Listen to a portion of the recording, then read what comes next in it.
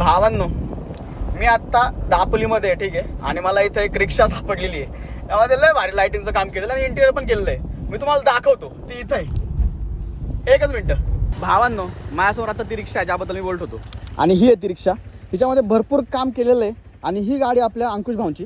आणि या गाडीमध्ये इंटिरियरचं पण बरंचसं काम केलेलं आहे. तर तुम्हाला मी दाखवतो त्याच्यात काय गेले. सगळ्यात पहिले तर भाई लाईटिंग बघा तुम्ही. अँग्री बर्डवाले लाईटिंगचं काम केलेलं आहे. साईडला पण जे ते RGB टाईप लाईट्स आहेत. परत DRL पण केलेत त्यांनी. आणि आतमध्ये पण तुम्हाला दिसेल, आतमध्ये पण लाईटिंग केलेलं आहे. प्लस ते म्हणतात की रिक्षामध्ये भरपूर काम बाकी आहे अजून. मग आता तुम्हाला ते सांगतील की आत्तापर्यंत किती खर्च आला गाडीवरती आणि त्यांना अजून काय काय करायचं आहे. तर एकदा सांगाल का?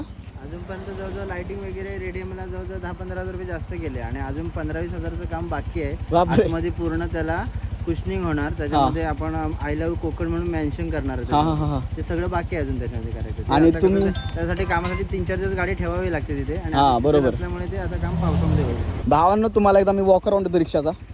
ही समोर नाशी दिसते. अँग्री बर्डवाली जी DRL मला ती आवडली, भारी दिसते ती. मी इथनं पास होत होतो त्यावेळेस मला ती रिक्षा दिसली. मग मला वाटलं नव्हतं ते थांबतील म्हणून, पण ते थांबले. आणि ही त्यांची मागणं अशी काहीतरी दिसते. प्लस ते इंटिरियर करणार. त्यांनी मागं पण त्यांनी भरपूर लाईटिंगचं काम केलं आहे. त्या व्यतिरिक्त त्यांचं स्वतःचं पेज आहे दापोलीचा रिक्षावाला. तर तुम्ही नक्कीच एकदा ही रिक्षा चेक करा. आणि हे त्यांचं कार्ड आहे. जर तुम्ही दापोलीमध्ये व्हिजिट करत असाल तर त्यांना कॉन्टॅक्ट नक्की करा.